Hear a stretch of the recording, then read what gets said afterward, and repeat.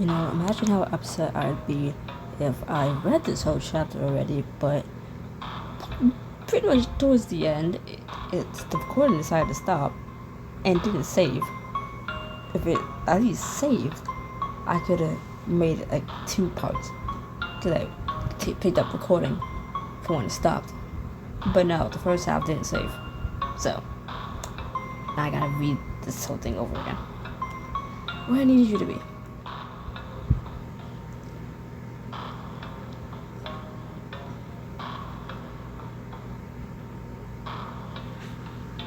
You reach out frantically for something to grasp, but you fall into intangible light and color.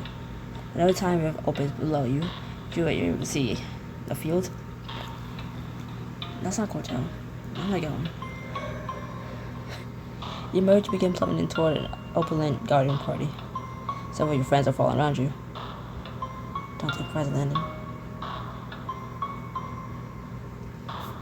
Crack the into the grass below you, and then you drop on top of them. How? Mark, leave me alone, bro. Sorry. Guys, where's Jake and Mike? Estella stares up at the wavering rift. I saw them going. They should have already come viewed by now. Oh god, are they still at work? I think I dragged you in another one of those holes after everything was swirly. Guys. He also places his hands on his knees, winks at the pain of his burns. Then he must be in a entirely separate time period. This is all my fault. Guys. Zara pulls that first half of the island part out of her bag. We still got this at least. Guys. Diego points at a man in a threadbare suit. He's staring at you and physically shaking. At least I know I can make up for all the fails I made that you guys can't see. Where did you come from? Who are you? We're time travelers? Time travel? Oh, please. You have a Barnaby, don't you? You're here to rough me up. I don't know what's going on here, but you can tell your employer that I'm reporting him to the authorities. With that, he turns and dashes through the entrance of a nearby hedge maze. Whoops. It's not more obviously draws your attention. Whilst guarding guests in formal attire are dancing and sipping champagne, faces concealed behind elaborate masks. I don't think anyone else has spotted us yet. Hey, idiots, can we hide now? As you once called the time paradox. We can follow that man to the hedges, but we must get even more though. Pretty much our only option right now. Everyone rushes over to the maze entrance. Electric lights twinkle among carefully tended foliage. So when are we? Judging from these light bulbs, filaments like this were only produced for a few years after World War I. Don't place us. I was speaking. We probably arrived in the early 1920s. A knock was on his hand between Grace and Alistair. She glared at him. Yes, sir. Very astute. Yo, we'll be older than the others when we finally catch up to our own time. Zara rolls her eyes. We're not going to just wait 90 years, you dork. Whatever we do, we need to find a way back to Jake and Mike. What is this? Ron looks down at himself in confusion. His body is shimmering eerily. Various items on his person begin to fade from view. Alright, are you okay? Diego grabs Farron's shoulders. Please don't disappear. Please. Not me. Objects. Maybe my friends. My family. My subjects. He watches helplessly as the items vanish. Sorry, you had to give me that bracelet, so I slicked that ceremonial knife. My mother's design those tattoos. Wait, we've seen this before. Then I caught the back at Mazda. It was jumping between realities because the past was in flux. But if things given to Varian are fading away, that means... Think about it, they almost disappeared because Jake had to return himself in.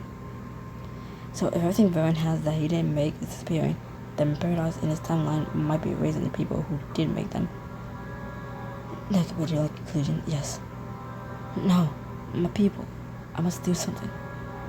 He clutches at the items, chin quivering as his hands pass right through them. Varian. I must think for a sec. If he didn't show up here, what would have happened?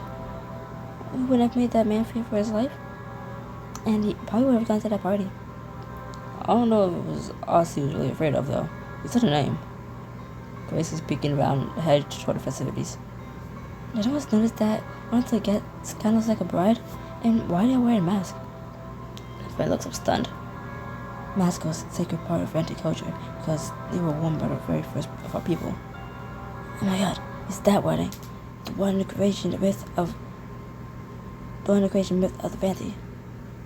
You think back to the Valley of Tombs and the carvings of the masked bride and guest. So it all started with a masquerade themed wedding. Alright, was probably John suddenly gasped and grabbed his die. John, you literally have a bullet in your leg. Sit down so I can take it out. Some salt works on Sean's wound. You notice Rod straining to reach under a hedge. Something's down here. Whatever, he pulls out a weathered suitcase. Hello? What's this? It looks like it was going under there for a while. Craig house bust open the rusted latches. Inside, lavish fabrics glitter in the soft light. I think we just got to disguise it, two dudes. To inspect the contents of the suitcase. Lemon, this looks like your size. Right on. You're heard last time. London, you look straight out of the Great Gatsby. Look like you, Valentino. Is it Valentino? I believe me as the movie star, not designer. Not the crimson London, actually. So lose you over with a thick red blush on her cheeks. Nice. Quinn beats her approval and then goes back to the suitcase. Looks like that's about it for what's in there. The rest of us will have to go in as is. Alright, if we can fix the paradox we created here, maybe we'll stabilize whatever's going on with that time if we just get changed in front of everybody. Hold on. Worth a try. So you get us a guest, and the rest of you can pose as servants. Messing with the past might be asking for trouble. That will take every step with care. That's all we got right now. Now we're here. I can't risk my connection to Vanti history creating any more problems. I'm staying with you. Okay, you two. Move back as soon as you can. As you approach the party, a few eyes dance over your tower, but your presence is otherwise unquestioned. Your friends follow, trying to remain as inconspicuous as possible. At a banquet table, a waiter is covering an entire baked pig while a group of masked guests converse nearby. So they let it go. While the rolling crowds were keeping his staff brigadier and polished silver, who the heck knows? They were unaccustomed to service Ralston. The Rosencraft Senior knew as little about leading a household as they did about leading a family. A pamphlet lied in the grass near your feet. Such an event for the marriage of Flora Sullivan and Arthur Barnaby. That padlock I found said that Flora looked Eugene, not Arthur. To keep up the ruse, Alistair leads Craig, Zara, and Quinn inside the table. For pity's sake, Craig, all your forks out of place. It's cellar first, then entree. Why do rich people need more than one fork? What's the difference? One's for running the mouths, and the other stuff for sticking up there. Okay then. What's my name again, Alistair? Just then, you are stiff in your secluded tree. Walk over to investigate. A few of your friends notice and follow you. On the other side, you discover a woman in the bridal gown. You've seen her earlier. How am I ever gonna go about this? Can't possibly. She pulls off her mask and begins to weep into her hands. Tentatively, you approach her. Oh, who? She pauses in mid-slaughter to look you over. Forgive me, I'm not sure we bet. That's a lucky outfit, by the way.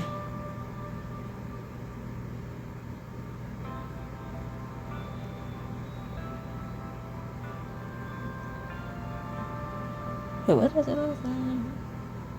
We hear someone cry. It's not in our nature to ignore the sounds of a lady, Miss Sullivan. You have me at a disadvantage then. I do not know you. I'm London. This is Alistair, Stella, Grace, and Zara.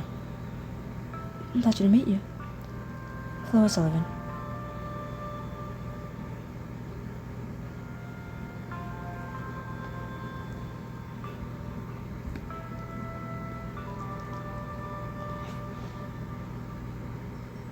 She's sad at the wedding. Oh, I was okay. Yes, well, I was a bit more complicated than stale politics, isn't it? Gotta give her that one. It's like you've been passing the worst possible things since I lantern. Okay, I forgot I said that last time. The first time I read this chapter a few days ago, that the coordinates can save. Was a man supposed to meet you here? Flora stares at you in astonishment. Eugene? Where is he? What do you know? He's fine, but I really need to know more about what's going on if I'm going to help. Flora stares at you for a long moment. I wish I would begin. You probably wouldn't believe me anyway. I don't know about that. I've been through a lot. Tomorrow, I'm supposed to marry a man I don't love. Arthur is very practical. I give him that. But I suppose my heart doesn't exactly swing for practicality. I'm guessing there's someone impractical in the picture. Well, she sighs heavily and brushes away the glistening remainder of a tear from her cheek. So foolish. I should have known that. I should have known after Neptune killed that he wouldn't come. He brought a ring, but it was too soon. So I tried to make up to him at the Cove, and he never... See, I didn't get this part because I messed up twice. The old woman's voice shouted insistently over the music. Flora? Flora, where are you? I must leave. Flora's gaze urgently meets yours as she refastens her mask. Please keep Eugene out of harm's way. Off once I'm dead. I wasn't told that either. Without another word, she hurries off. As you return to the party, the gentleman in an elephant mask approaches you. Ah, good evening. Hope the travel to our venue wasn't too stressful. Or what, the storm over the sea. Your venue? Oh, not at all. You must be about me. Congratulations. I'm sure you'll both be very happy. He offers a slight nod and thanks. After an awkward silence, you find your gaze drifting toward the imposing manor house. Quiet place now. Days to the walls and cause poor adjustment. This entire estate was practically owned by the banks. Quick job. Who lived there before that week. He could enhance the human kind and his little pills. All the free hand clutches into a fist at his side, his arm quivering in rage. When I speak of him, Eugene is a fool and a miscreant. How dare he try to place himself between my beloved and I? Know it's better now, don't we? Monsters around, I guess, and uncomfortable silence hangs in the air.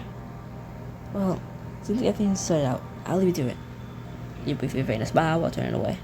Is then that you see him staring through the shrubbery. When he realizes that he's his body, he takes off his sprint. And again, wait, I need to talk to you. He finds by toward the hedge maze, with you in close pursuit. Your French was after you. Gee, wait, Flora sent me. The sound of her name, he freezes and turns. Flora? Is she alright? Then you go right around the corner behind Eugene. He comes behind him, and then at you, realizing that he's trapped. If you work with Barnaby, just get over with it. Just get over it already. That's Kate. You don't work for anybody. Oh, I didn't even know about the third one either.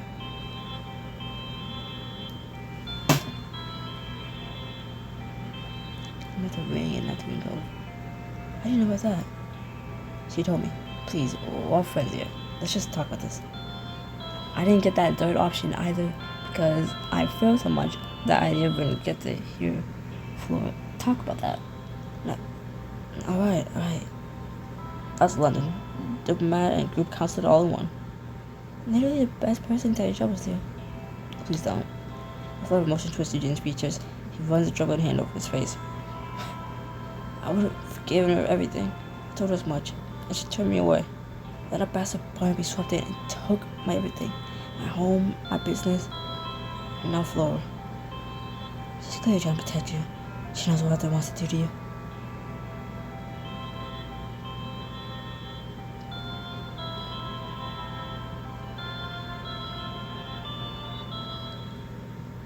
You don't give up on her.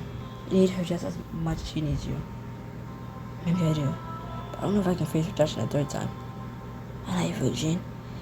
You've gotta be brave and fight for what you love. Listen, tomorrow's the ceremony, right? It's your last chance. You gotta be there to tell Flora how you feel. You're right, but Arthur would sooner have me this man. Arthur would sooner have his man kill me than let her go. We'll take care of Arthur and his goons. You just show up and do what you need to do. Yes, I'll be there. Thank you. Out of your tears, you didn't rush past the Eggman Baron and then deep into the maze. Phew. Hopefully I'll do it. You find out tomorrow, it seems. I better go to Flora now. Baby, I'll go with you, London. Diego looks at Baron, who nods permissively. Returning to the party, you find him while sitting talking to Flora. I think your household is I think asshole staff ain't dressing right.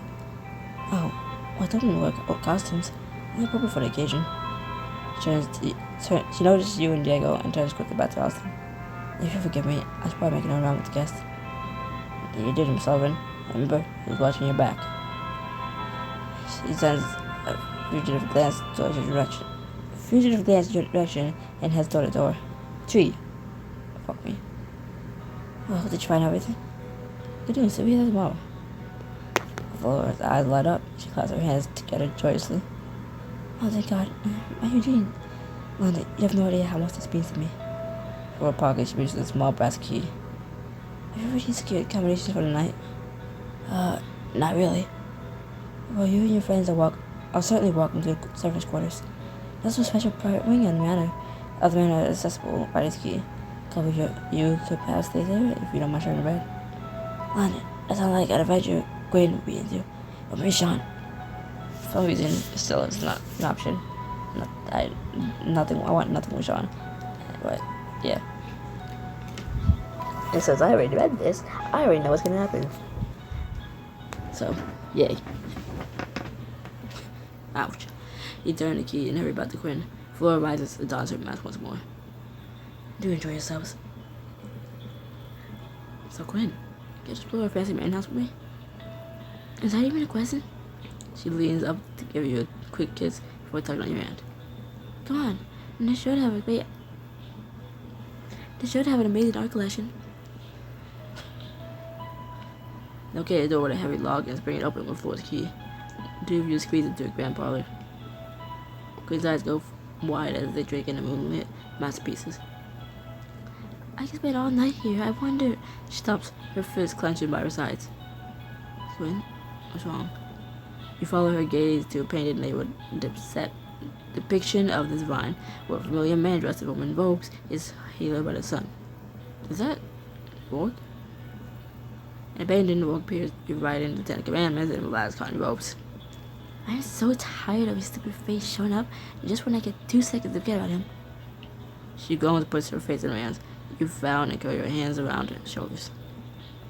It doesn't give him power. It just means he's desperate. He doesn't have people around him that he loves, so he just loves himself. And that's why we always win. Because we have people to care about. Her sapphire eyes glance up to yours. Red hair tinges a soft blue in the midnight. What should we do then? Do we give him this much power?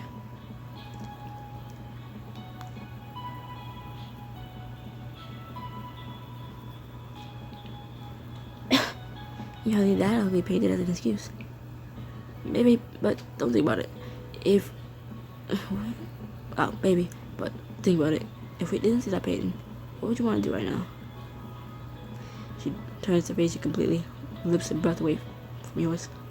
Something like this? She closes the gap, her soft lips thrust in yours. Your lips begin to press harder against one another. Her hands cling to your hair, your arms close around her waist. I think we can use that bedroom right now.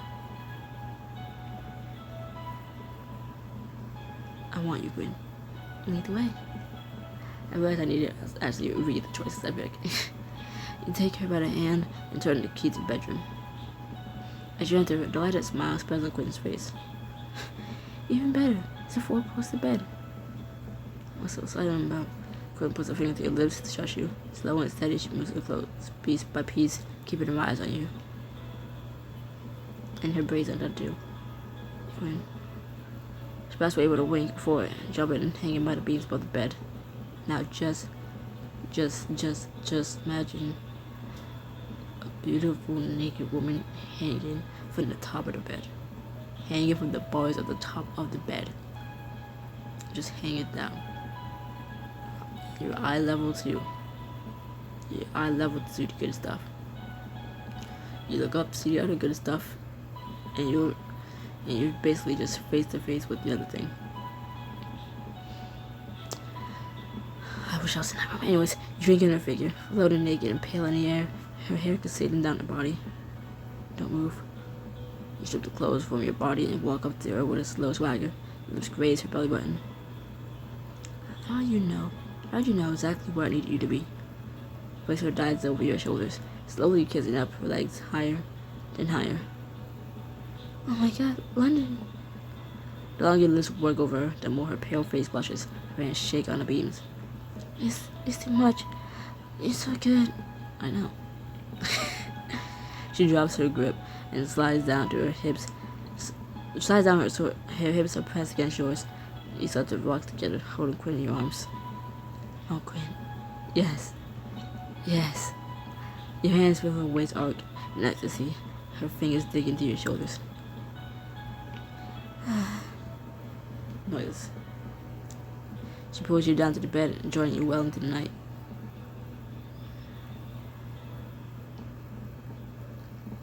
As the sun breaks through the window over your cuddled bodies, you hear Quinn groan as she covers her eyes.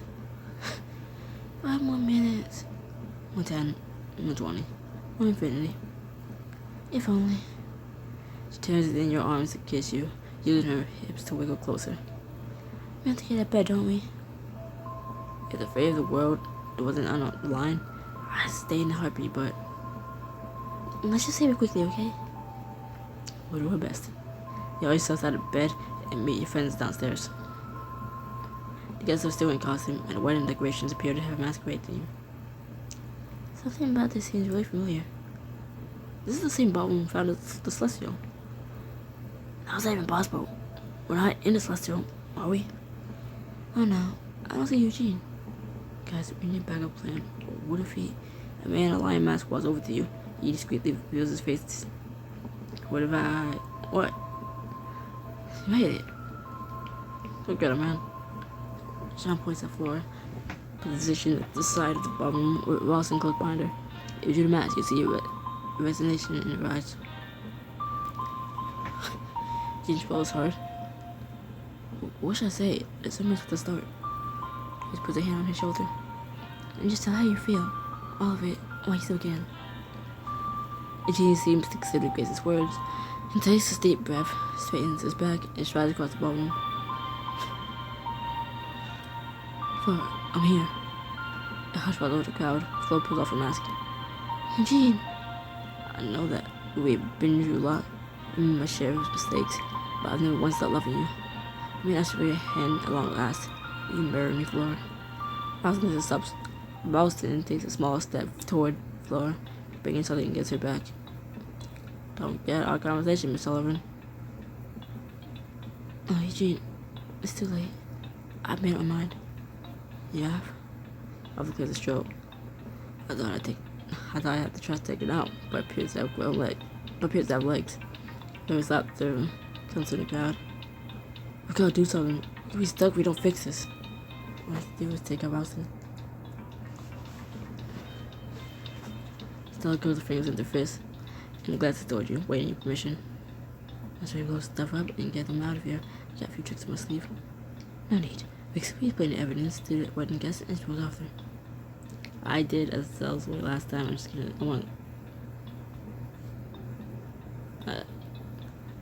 You got it. Risky London. Oh shit. Zoe giggles to herself and tosses a small black device under a baker table. You don't want to cover your ears. The table was torn apart by a sudden explosion, setting up loud and a huge splash punch flying. What the hell? Like all the screams fill the air as the guests begin scrambling for the exits. Fred charges toward Ralston and tags him to the ground before it runs into Eugene's arms. Eugene, yes, I would have to marry you. You're the only man I love. As the lips meet, the objects on Burns' body reappear. Yes, we did it. Get off of me. You ain't going nowhere. As the 2 men struggle, the ranger pistol is revealed in Ralston's grasp. He dashes to try to get free of Craig when suddenly, Flora pitched forward as a bullet tears into her side. Flora! Someone passes through the floor. Suddenly everything begins to warp and wave as though the entire ballroom were melting away. What? Holy crap, Z, how you been doing that? That's not me. Jean gathers Flora in his arms and begins carrying her to safety. Stay with me, darling. I'm gonna bring you to something that will help. He reaches out a window, Drew, which you see a grove of trees glistening with silver sap. Before you can turn to follow, as time appears open, tears open before you. The clock leads Drew, holding her hand out to you. Come with me, quickly. Yes, and Drew flipped as the room continues to quake and distort. One by one, your friends step into a winding road. This is used and overgrown. Once everyone's gathered, the clockmaker adjusts her stopwatch. The shimmering tear folds in on itself and vanishes. That's that then. I'm sorry it took us so long to distract you. That particular time is it's right for anonymous. Just glad you got us when you did. But what happened to Flo and Eugene and wedding guests? Well, the first wife should not drop a cause funeral quick that sent the wedding party far into the future. Over time, and as a result of regularly consuming energy and beauty sap, they became feral. The vampires in I'm Legend? This close population, yes. It would take centuries before civilization reasserted itself in the form of the band tribes you're familiar with. The fact that she knows the reference that Diego made, all because of the treachery at the crew. Man, weddings are the worst. Your footsteps approaching. Y'all went to a wedding and didn't invite me? Jake? You run toward him. He grins and sweeps up in his arms. Not gonna lie, you had me a little worried that time, Boy Scout. But you didn't say out of his face. You bring your lips to his. You share a passing a kiss. He holds you tightly. Okay, that was worth waiting for. I think he stumbles too. Blue streak races from down Jake's legs. Snubbles, you're okay. Snow stalks over to you, his tail swiping across your leg affectionately. You shall give Mike and I some company while we waited. What happened to you guys anyway? Where did you end up? Rarely stable period in the recent past. Once we extracted them, come to what's called manner, and the current time helps us more easily reach you. Anyways, Stubble skitters toward Quinn, who happily guides him up. Spiky haired Anagust pops her head out of the manor house. Make it friend nature, Jake. Tell me, Boy Scout. I don't know if I can face him alone. I'm right behind you. You enter the dilapidated manor alongside Jake. Bone looks like the one you just fled from, only worn and tattered with decades of age. Mike rests against the back wall, cradling a cup of water in his hand. The cup is full all the way to the brim. Hey Mike, how you feeling? Mike doesn't turn, speak, or show any sign of reaction to Jake's word. Mike, are you in there? Jake reaches out to gently shake Mike's shoulder. The cup spills from his hand, spilling water across his legs. Mike remains motionless, staring blankly across the room. Jake's eyes glisten with tears. His voice breaks off as he tries to find a voice, but can't. He turns and storms out the room, chest heaving in sorrow. Jake. Mike's head turns slightly. Grandpa. Mike, just give me a sec to go talk to him, okay? You hurry outside to find Jake kicking apart a decayed barrel. I almost killed him. And when I thought he was dead, what did I do? I turned tail and ran like the coward I am. Jake, he spoke to me. Great. Well, you want to tell him that all we did was for nothing? That everyone we know and love is dead? You want to tell him how small of a chance we have left? Heavy silence hangs in the air. Tears slide from Jake's cheeks and strike broken pieces of barrel. Can't do it, London. I just can't. After everything else. Jake suddenly freezes, glancing around the area warily. We ain't alone. Streams of green light come together in front of you. Close eye into Brenna's body. Summer, I am not in the mood for this. He knows how to burn helmet, insistently refusing to move. Generally, you grab the helmet and trust in front of Jake. Come on, Jake, take it. Jake stares at it for a moment, memories flickering before his eyes. Finally reaches out. You're in a courtroom, it's empty, except for Jake and Mike. Jake fiddles absently with the dog tied around his neck. Mike looks him over. You're nervous. Me? Nervous? Come on, kid. Grandpa, you're nervous. Jake groans and rolls out his eyes. Oh yeah, I'm nervous. Last 5 years of my life, up to this moment. If it doesn't work out, London gets our free, and we lose everything. You're not nervous? Nope, just terrified. The judge enters and sits at the bench. Lundgren is led in, handcuffed, his scowl more sinister than ever. Well-dressed attorney follows Lundgren to the defendant's stand. Your Honor, the defense wishes to present another article of evidence. He walks the stack of papers over to the bench. The judge examines them.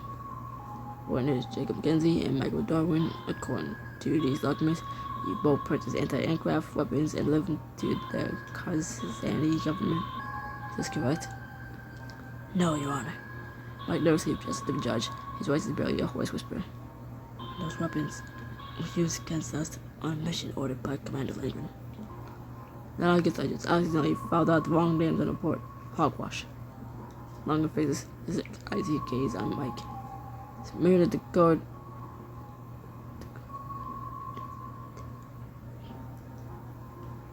Smeared at the career officer has a reputation, son. Best think before you speak.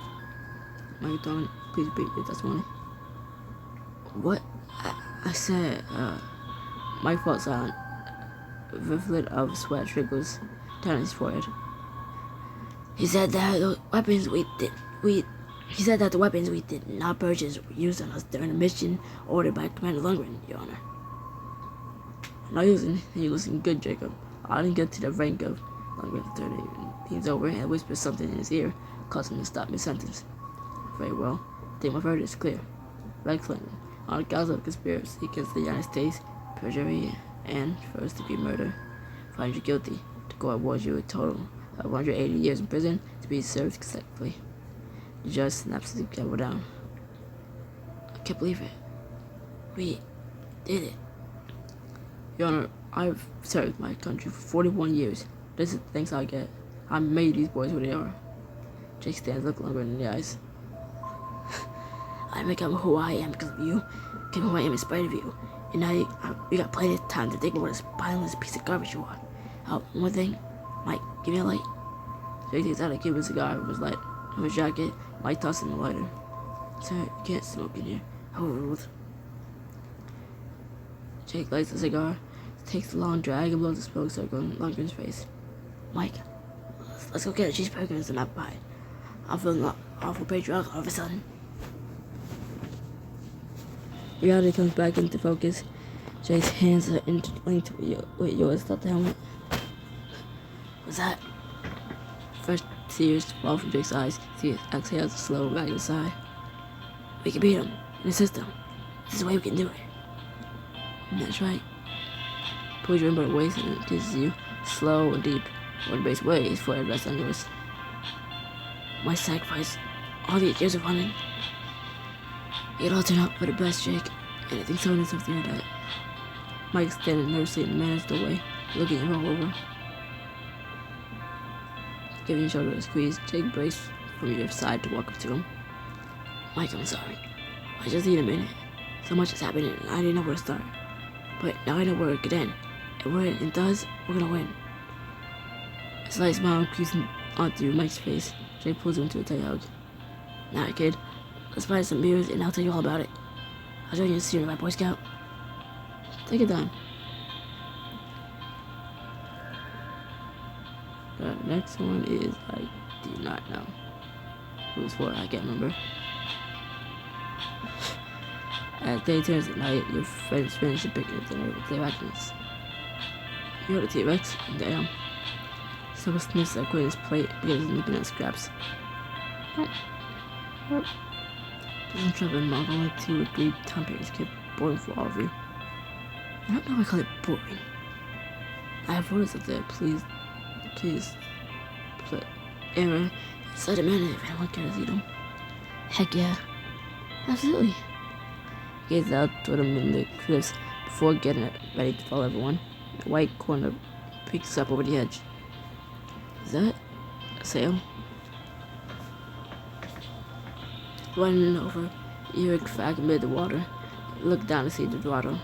Yvonne leads out from beneath the rigging and calls out to you. Ahoy, London. Yvonne, you're right. My sweet, and look what I found. I found you, your algae covered hermit crab. London, gather your friends to come on board. You must touch, so sweet, so sweet. You hear a surprising urgency in your tone, even from far away. Okay, everyone. You already told the man to balance the group. Every minute later, everyone is gathered on the deck of the throttle. Yvonne clears her throat. Miss, something fell as the foot. She points out across the sea. Flickering crimson glow runs along the horizon. Damn, I promised myself I wasn't gonna stay up until sunrise anymore. Dozens of the sun, boy, so close. Squint into the distance, wreathing tongues of fire rising from the glow. Closer and closer. Barrier keeping his island safe must be shrinking. Listen to the horizon is 1.17 times the square root of the viewer's height from the sea level. In other words, not very far. Gwen gazes trenched face at the distant haze. It's the heart. The heart? What do you mean? Think about how much has happened to it. Being broken for so long, work drained its power. It's no longer strong enough to maintain the time and element that preserves this island. And so we have to join the two halves together soon. Okay, whoa, Estella. What you thinking of now when this dude had the heart to say this? A mistake I would believe me, but I'm willing to risk my life to see it made right. Must bring down the beast. Just down from the sky. Are you with me? Guys, it's time to finish see this once and for all. Ba-da-ba-ba-ba.